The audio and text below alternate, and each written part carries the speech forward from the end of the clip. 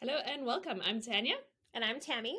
We are registered psychologists, the co founders of the Institute of Child Psychology, and probably most importantly, mums. And here today we have Dr. Brooks. He is a social psychologist and award winning resilience educator who teaches students how to regulate emotions and solve social problems. Over 2,500 schools have hired him to speak, allowing him to reach 2 million students face to face. His viral videos have amazed more than 300 million views worldwide. And today we're focusing actually on bullying, specifically with kids. Dr. Brooks, I wonder if you could let us know why you've dedicated your life to helping children to be emotionally resilient. Well, I think that probably this trajectory of my life was decided for me when I was 18. I was living in Littleton, Colorado. My friends went to a school called Columbine, and that was known as the birthplace of the anti-bullying movement. I graduated class of 99 at a different school, but nevertheless, it was so like it.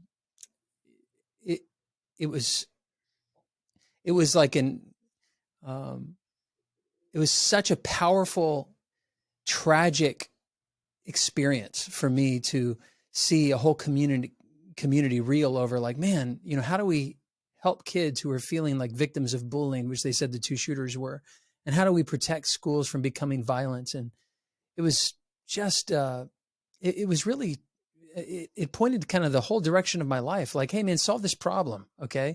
Because it seems like the whole world is having this problem of kids becoming victimized. And so that was really the start of it. I had my own, just like everybody, experiences with kids teasing me and excluding me and pushing me around. And I had some pretty miserable middle school years. And the strategies that I used to cope were twofold. Number one, emotional resilience. Don't take offense by what people say. Don't give their words power. Don't give them a reaction. Just emotional resilience stuff. And then, of course, the golden rule: like, when I respond to them, be kind. Don't be mean back. Dr. Martin Luther King says you can't drive out hate with more hate. Only love can do that. So not getting upset and treating people like friends was really my way of coping throughout school. But then, as I observed as an 18-year-old ready for college, um, I realized it seems like the whole anti-bullying movement was trying to criminalize non-criminal everyday behavior, like eye rolling and exclusion and name calling. And they were teaching kids to get upset and treat their enemies like enemies. In fact, call them a bully. And so it was really bizarre for me to be in the epicenter of the anti-bullying movement, but watching the direction of the anti-bullying movement go in a direction that I knew would make things worse. And it was antithetical to every discipline of psychology and certainly every religion in the world. So I was just really confused early on. And I thought, well, maybe I can differentiate myself in the marketplace by offering an alternative approach to dealing with difficult people. And that's emotional resilience. And I've been doing it for the last 23 years. And oh my gosh, it is even now more powerful than ever. Beautiful. Well, help us, because I know we work with kids, and Tanya and I have 5 kids between the two of us.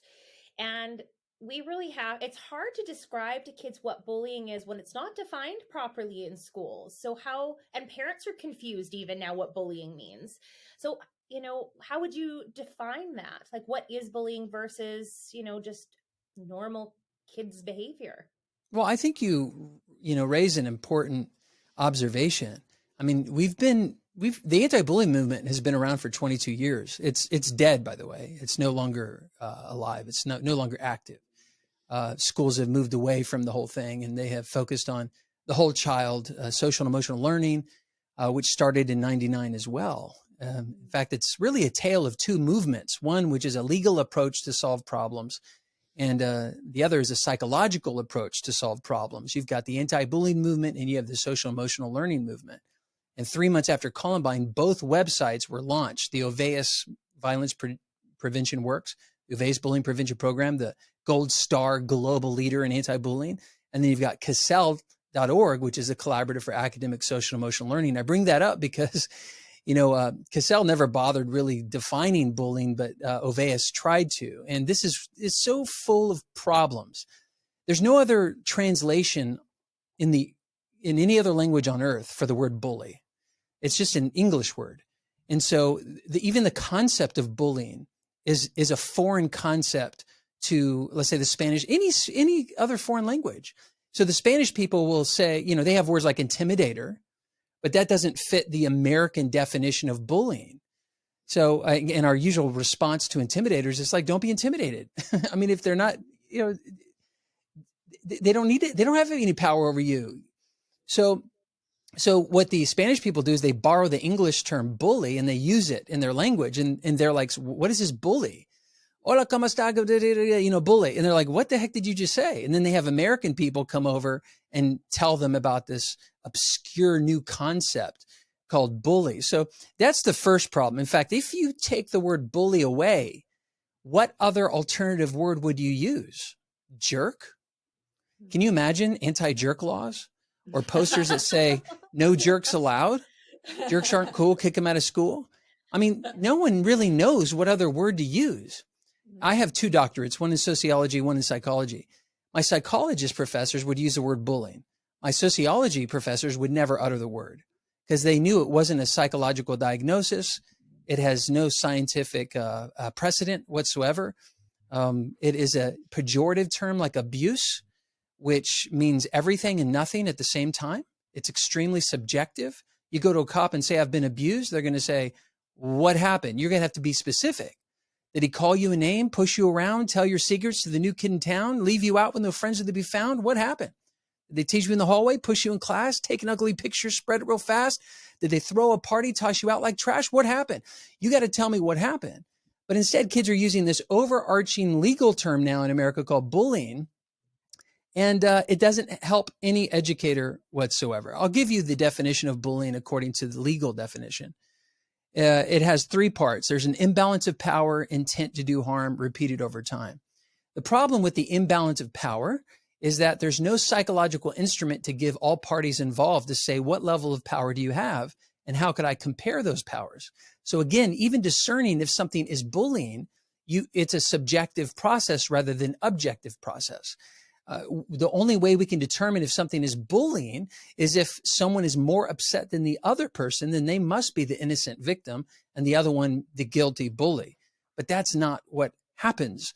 So the first definition that the American, actually Dan Oveus from Norway, provided, but America popularized, is irrelevant. Literally in Texas, there is no bullying going on, because the state of Texas demands that the administrators use a rubric, which is a filter process to determine whether something is bullying. If it doesn't pass the first filter, an imbalance of power, you have to throw it out and it's not bullying. Well, no one knows the level of power. The second is intent to do harm. The only person that knows the intent of someone's behavior is the person who did the behavior. And when you find a child who has been aggressive with another child, they'll usually tell you that they feel like a victim. You say, hey, why did you say this to this girl? Why did you do that to that guy? Because she said this to me and because he did that to me. Oh, so you're a bully? I'm not a bully. I'm a victim. Or they were joking. They were comedians who don't know the limits, right? And they said something funny at the target's expense. And the more exaggerated, the greater payoff or the greater punchline. Well, sometimes you joke with the wrong person. They feel like you're bullying them. But all they were doing is they're being funny at this target's expense. They're not a bully. They're a comedian. The other one is, a provocateur. You know, when someone's like a sibling who loves to bother little brother and just try to irritate them to no end, you know, and just, you know, there's more that type of provocateering in the home than there is at school. So to sum it up, no one knows what bullying is because bullying has the worst possible definition ever. There's no way to prove bullying exists because you can't know imbalance of power, intent to do harm, and it's not always repetitive. But the second and final definition of bullying in all the literature is called the informal definition. And it's bullying may involve physical action, words, gestures, social isolation. It may be direct, it may be indirect, and it may be subtle in nature, like spreading a rumor or enlisting a friend to assault a child. In other words, any unwanted behavior is the part B of the legal definition of bullying. So administrators go by part 1. Was there an imbalance of power? Nope, it's not bullying. Parents go by part B, any unwanted behavior at all. And so bullying has become not so much a battle between students, but a war between parents and educators in their expectation differentiation. There is really, there's a real war between parents and educators. And it's because of the definition. I say, let's not use the word. In fact, if you're using the word bully, you're not using logic. If the word bully's in the conversation, logic is not. I know that throws off your whole entire podcast interview with me. Yeah, this is good. This is good. You know, but I don't let anyone get away with using the word bully anymore. I said, let's call the kid by their names. Calling them a jerk is not nice. That's name calling. So when we call a kid bully, we're literally calling him a name, which is the very thing we say we're against. It's one of the greatest hypocrisies in education today. And it was the worst failure of a social experiment in America. And it is literally the reason why we have raised a generation of emotional marshmallows who feel like no one has the right to be mean to them. And if they're mean to them, the government must intervene and they're entitled to protection from authority figures. And kids kill themselves because they feel they're entitled. The school can't stop the mean behavior, although they've been promised the school will stop the mean behavior. And so the kids feel helpless. And for lack of solutions, they end their lives. It's a complete freaking mess. And America has led it. So Dr. Brooks, I think the huge question that's coming up for me right now then is, what do we do instead? So if we have a mom listening right now going, my kid goes to school every day and there's this habitual aggression from another student, what do they do? What do we call it? What do they say? How do they move forward? Well, the cool thing is that we have 70 years of psychology that have given us the laws that govern aggression. And even longer than that, sociologists have been studying aggression for many, many decades. Philosophers, actually, 2,400 years ago, the Stoic philosophers taught about these things. So aggression is not a new thing that has come with the internet. It's an old thing since Cain and Abel, if you have the sort of old historical story of the religious teachings. So Cain and Abel killed them. I mean, Cain killed Abel. So you had sibling rivalry right there. When I talk to a mom and I say, hey, there are laws that govern aggression, I ask what happened. And there's only 4 things that could happen. They either said something to you or they did something to you. They either said something about you to someone else or they did something without you with someone else. And what you'll find is that your child may not care about 3 of the 4, but that 4th one did something with someone else without you, that social exclusion. That really hurts. They really are not resilient in that specific area. So I always encourage, parents to find out what category of aggression are they really struggling with? Verbal direct or physical direct, or verbal indirect, like gossip and rumors, or physical indirect, social exclusion. I have a diagram for that called the meanness matrix. I find that the younger the kids are, the more they're concerned about what people say to them and do to them directly. But once they hit 7th grade, and the older they get, they don't care so much about the direct aggressions, but they care about the indirect aggressions, the social exclusion or the gossip and rumors. And so we have to find out what specifically happened that your child is so upset about. The second question I ask is, how does your child feel? Are they mad? Are they sad? Are they meh, whatever? Or are they glad? Some kids are actually glad when bad things happen to them. But if the mom is complaining, it's probably that their child is sad or mad. And I use very simple terminology because I teach little ones. Are you mad or sad? Now, there is a difference between mad and sad. And the difference is really in your thinking. You see, it's not what happens to you that upsets you. Like, people can't make you angry. People cannot upset you. This is the most amazing thing to me. The most important information related to how emotions work is the most unknown reality. I go to schools all the time and kids don't know how their emotions work. They think you made me angry, and we're using that type of language. You upset me. You made me angry. But if you know what I know, which is basic psychology, no one has direct access to your emotions. Dr. Albert Ellis said, there was an aggression. Someone comes up to you and says, I don't like you. C is triggered. That's your emotional consequence. That hurts my feelings. But between A and C is the letter B, and that's your belief system. So for that aggression to hurt your feelings, for A to influence C, it has to go through B first, and that's your belief system. So it's not what the aggression, it's not about what the aggression, what it was or what they did or what they said, but it's what you believe about what they say or do. And I have found, and this is confirmed by rational motive behavioral therapy and many other modalities of psychology, the more rigid and demanding we are that person must not do that, better not do that, has no right to do that, the more rigid and demanding our beliefs are, the more disturbed we will be. But if we're indifferent, oh, yeah, he's being a jerk again, just like he was last week and last year and all the times I've known him.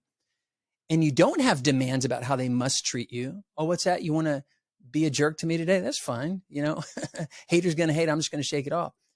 The belief actually protects you from having a negative emotional consequence.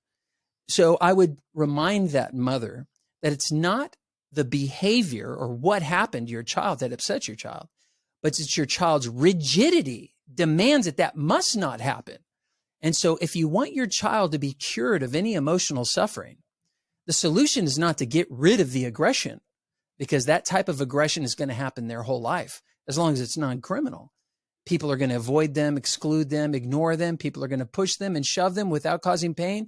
They're going to call them names, criticize them, lie to them. They're going to exclude them and gossip rumors and, troll them online. Like that type of aggression, welcome to life. It will happen in the future. So if you want to help your child, help them give up the grip of their demands that person must not do that, and actually be thrilled that person is doing that to them, because it's an opportunity to grow in their skills. You have to flip it 180 degrees, empower the child to actually get excited.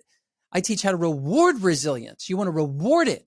Man, if they're mean to you and you don't get upset, I'm going to give you $1. If they're mean to you and you don't get upset and you're nice to them, I'm going to give you $5.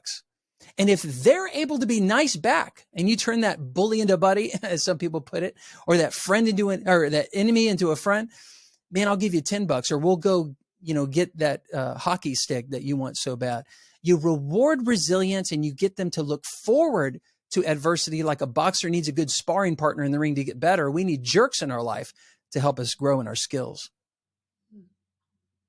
So if you've got a parent, for instance, who's got a child who doesn't have the capacity yet for that kind of reflection, that ability to hold, they're all emotions and they have a hard time considering other people's perspectives and all of these things.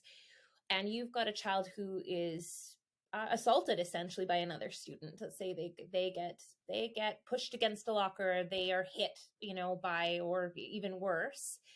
In those situations, and parents, that makes sense. I'm a parent. it would be very hard to hear that my child was hit at school or shoved into a locker or any of those things. If that was the case, how would you tell a parent to respond to that? So this is the problem with most conversations about bullying, is that the examples we try to use are illegal physical assault and battery, or attempted rape and murder, or stealing or destruction of property. In other words, there are types of aggression that creates objective harm to body and property. Okay. Yeah. None of us need to be taught how to deal with that situation. You defend yourself with force if necessary. You try to get away from that situation. You report it to the authorities and you punish it to the full extent of the law. Mm-hmm. Duh. So that's not what happens at school, though. In fact, almost all physical aggression, if it does lead to that level, always starts with verbal aggression, which is non-criminal, subjective harm. So one of the things I do in my school assemblies, my training, my videos, is I show the massive gap between objective harm to body and property and subjective harm, which is aimed at hurting your feelings. The African-American slaves had an old saying that says, "Sticks and stones may break my bones, but words will never harm me." And they taught that to their children to empower them to know the difference between physical pain and emotional pain. Because they knew it was first published in 1863, Civil War era in America. They knew they'd be free from slavery, but their kids would not be free from racism. or segregation and these things that are really aimed at hurting your feelings. So they taught them the huge difference between the two. So if it's a push or a shove, which is a provocation, but there's no pain, there should be no problem. It's a turn the other cheek approach. It's like, hey, no pain, no problem. I know you're trying to invite me to a fight. You're trying to upset me. I'm not going to do that. Or they make fun of your face, your race, your religion, or your mama. Those are fighting words, right? They're trying to provoke you into aggression. What'd you say about my mama? Push back. They want you to react. So I tell that mother who has a son who finds himself oftentimes in fights. I say, what did they say? What did that person say that caused your child to react in upsetness, to bow up and push them? Or they bumped them, there was no pain, but then he pushed them back. That's usually what happens. I understand that sometimes there's jumping or gang style, assault. But guys, I'm telling you, I've been doing this 23 years. Where's that? It's exceedingly rare. It's almost like, hey, your mom's so fat, she sat on Skittles and popped out a rainbow. A guy's joking. And the guy says, what'd you say about my mom? Push. And the guy says, why are you pushing me? Push back. And that's why both parties get in trouble in a school, because the principal's wise enough to know that you don't know who started what. So it's not as clean as guilty, bully, innocent victim. That is not how aggression works.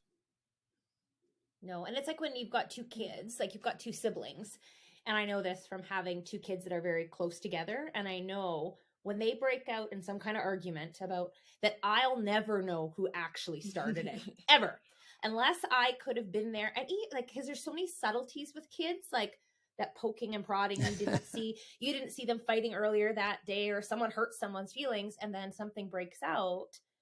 At that or point, mom favored the other one for some reason. And so they're just mad that you got the preference of the judge of the house, the most important person in the home.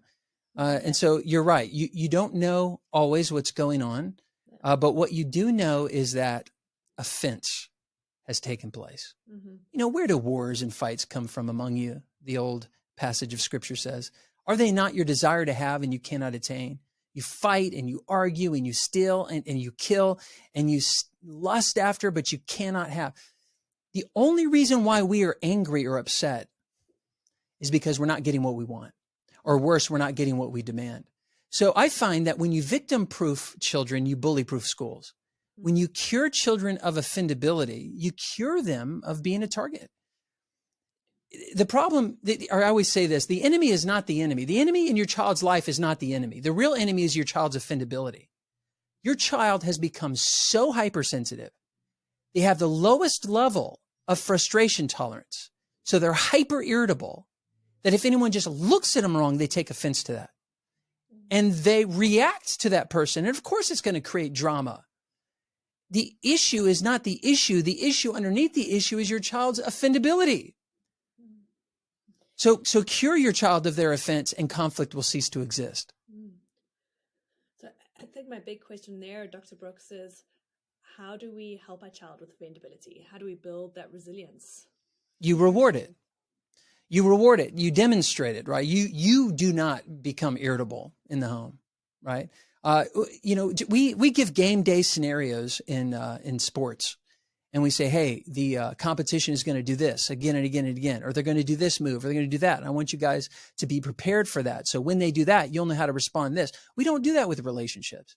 We don't do that with social problems. We give kids quiz after quiz with reading and writing and arithmetic, with all these other subjects, but we do nothing for them as far as preparation when it comes to social problems. It is unbelievable to me that we have failed to in a spirit of play, to create common scenarios of name calling, criticizing, joking, of pushing and shoving or tripping or exclusion, or, these things that fall into the 4 categories of aggression. So I've dedicated my life to gamify or take a playful approach to often a painful problem. So the way we build up their emotional resilience is twofold. Help them, number one, give up the grip of any demands that people must not do that. That's the first thing. It's a cognitive approach. The second thing is help them practice. It's called exposure prevention response therapy. It's help them practice. Okay, you're going to make fun of dad, and you're going to make fun of his big belly and his double chin, his dimples touch. It's fantastic. And I want you just to roast me, man. You know, if we're talking about joking or rude humor. Okay, awesome. Now, first I'm going to get upset and try to stop you. I can't. Then I don't. The second time we play, I'm not going to get upset, and I'm going to laugh and be able to take and make a joke about myself, and the funniest joke wins. And then once they see that the parent is demonstrating resilience and a good sense of humor, then you flip it. Okay, it's our turn to make fun of you.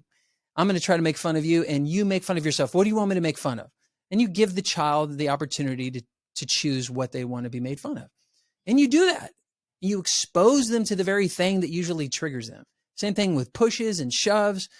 Same thing with gossip and rumors, like what people are saying you still wear your pull-ups at night and you're hypersensitive about that. Well, we're going to rethink that. We're going to give up the grip that no one must know that I wear pull-ups. And we're going to practice teasing about that within the home. So I created a game called Squabbles. It's on Amazon.com, the card game for social and emotional learning. I also have a program called Raise Them Strong, where I every week send the parent a new activity, a new video. So you watch it and then you play these games with your child. And I hear such amazing things from these parents who say, my son was one of those hyper victims that was, crying every night. But now when we completely changed our approach to aggression, he was actually hoping someone would be mean to him so he could practice his skills. And he comes and reports to me. I reward him. And he has just night and day flipped the switch. And I said, well, that's what we need to do. With this approach, and I know that when kids have anxiety, that exposure is very important. Like when kids are anxious about something, we can't have them avoid it. Like you have to move towards the thing that really overwhelms you. So that makes a lot of sense to me. If kids are really fearful of certain things, you move towards it, you examine it, and then we teach the brain, like, I can handle it. You prove to your subconscious. But I have to say, before even you expose, you have to, it's cognitive behavioral therapy, right? So the exposure is the behavioral, right? But the cognitive is the thinking. And, anxiety is simply, from a physiological perspective, adrenaline with a negative frame. It's nothing more than that. We have taught kids like it's something horrible. No, it's literally the same physiological reaction you get at a roller coaster, or when you're excited about something, or when you're motivated. It's on the kidney, and the fatty lobe is this epinephrine or type of adrenaline, and the problem is you interpret it in your thinking as, oh no, this is horrible. And when panic attacks happen, it's only because you now are trying to stop the feeling. You're trying to control the feeling. So you get anxious about your anxiety. So it's a double whammo, and you have a straight up panic attack as if you're dying because your body believes you're dying. So you're right. We need to expose them to it, but we also need to reframe it, because all anxiety is adrenaline with a negative frame. What about so I guess part of our work as child psychologists is we still believe that these experiences are painful for kids. With your approach, is there still space for validation of that? Being like, yeah, that sucked. Like having somebody come up to you like that, or to be excluded, or to be made fun of, or trolled on the internet, any of those things is painful. And I can see you're in pain. Like, is there space? Do you believe there's space for that? Again, we're going back to words and definitions, which are different for the therapist versus the client. So what the therapist means by validation is totally different than what the client means by validation. Mm-hmm. The client believes the validation means textbook definition, which essentially is evidence of accuracy. You are absolutely right. I will validate that. I am now putting my seal of approval that you feel, therefore it's real. What a load of crap is that? That's a cognitive distortion called, emotional reasoning. Like, a therapist knows better. A therapist would never say, you feel, therefore it's real. But so what does it, what does a therapist mean though? When they validate, they're saying, I hear you, you're important to me, I can understand. And they try to demonstrate empathy. There's a great book called Against Empathy, a argument for rational compassion. And it systematically disassembles the concept of empathy, that for me to feel the pain that you feel is secondary victimization. I make the worst decisions when I'm secondary victimized, and I'm no help to you if I'm sitting with you in the same pain that you are. But if I have rational compassion, which is, hey, man, I feel for you. I really do. I feel bad that you're in the situation, you're suffering. I can see that. But I'm going to keep my rational brain on. And I know exactly the laws that govern emotions and the laws that govern social problems. And so in our work together, my job is not to say you feel, therefore it's real. But my job is to help you take personal responsibility for your interpretation of the unwanted event, because in there lies your suffering. If you change your interpretation of the unwanted event, your bad feelings will dissipate. It's the difference between, let's say, real trauma, post-traumatic stress versus post-traumatic growth. You can become a chronic victim of an acute trauma, or you could consider yourself advantageous for something that you have gone through is so difficult. And some people say, this sounds like toxic positivity. And I say, baloney. It's not. I'm not saying there's not bad. Toxic positivity says there is no bad whatsoever. Everything negative that happens to you is actually positive. I think that's foolish. But I think people who claim that this is toxic positivity they're probably guilty of toxic negativity. They believe nothing good can come from bad events. And that's equally as damaging as toxic positivity. I'm asking to have the truth, the whole truth, and nothing but the truth. What happened was bad.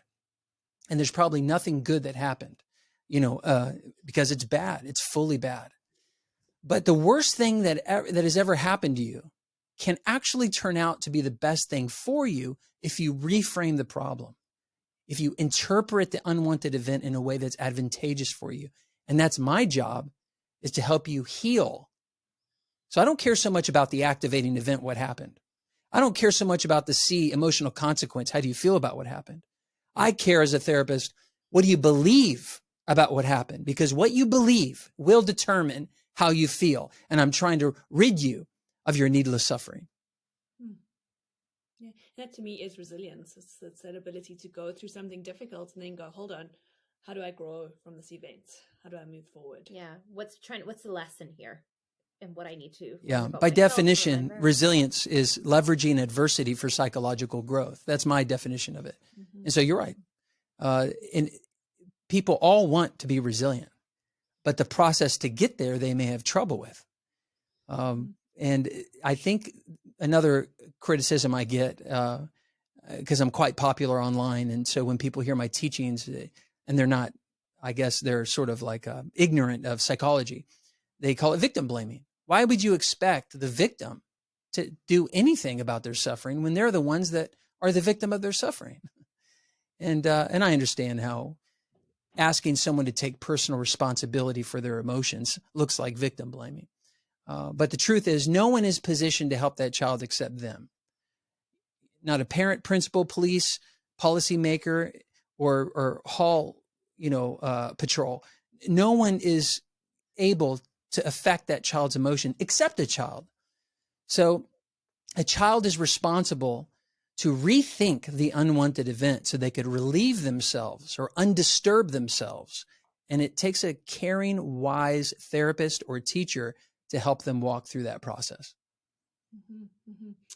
I have a technique question here. So your child comes home and gives you a story about something that happened at school.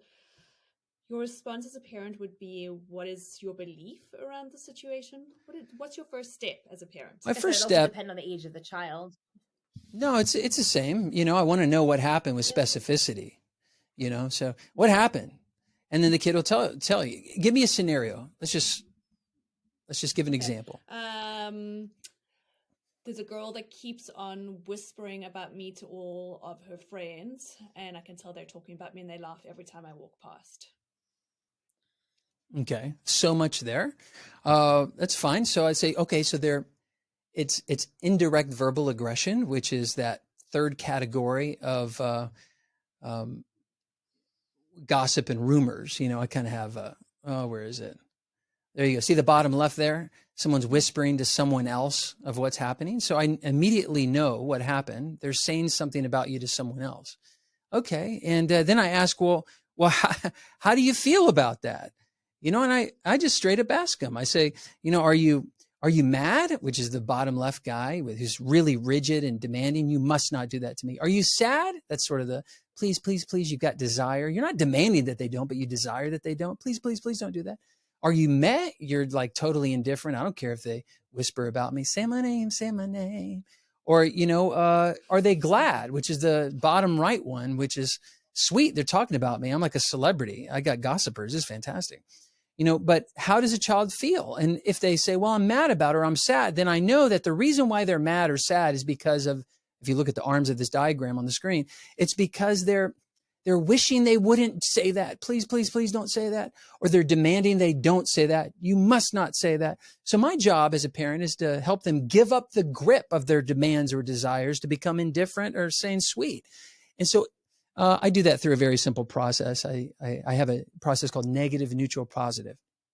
And I don't go through this process if they're in a manic state. All I do is hug them, tell them I love them, tell them I'm so sorry that this happened. I believe you're strong. I believe you can get through this. I don't like the word empathy, but I demonstrate, some level of emotion. I feel what you feel. You connect with the child. You connect with them Totally. and make them feel heard. They feel heard and seen by you. That's what therapists call validation. That's right. Yes. Your pain is real. That's what I mean by validation. Exactly, but that's not what they mean. That's not what they mean. I promise you that. This is true. Yeah. We get lost in our roles here of being like, I know what validate means is you hold a client in that space and they're crying. You're like, your pain is real and you are experiencing this emotion right now in this moment. And it's hard. It's hard to feel excluded. It's hard to not feel wanted. It's hard to feel othered. Yes. And that's what they need. They need that, I hear you. I feel for you. I care about you. Man, I hate to see you suffer. This is terrible. I'm so sorry. And you show them love, you show them affection, and you don't ask, well, what'd you do to incite the aggression or any stupid thing like that? Don't be a freaking punk. It's a ministry of presence. I'm there and I'm there, which shows you I care. But I can't leave them there. There's a saying, and you hear it in songs so much right now. It's okay to not be okay. And that is such an incomplete statement. Yes, it's okay to not be okay, but it's not okay to stay that way. It's not okay to stay not okay. So it's hard work, but you have a responsibility to crawl out lest this depression overtake you. So after I say what happened and I get the scoop with specificity and I realize that they're sad or they're mad, once I have them in sort of a learned state, maybe with the ice cream in their hand, or maybe once they're kind of over it a little bit, but I want to recall that and I'm going to take them for a drive so they can look straight ahead and I can too. And I'll go through a negative, neutral, positive process. And some people may have problems with this, but I promise an emotionally healthy person does this. Okay. So we have to go negative first. How could this have been worse? Have you ever gone through something worse than this?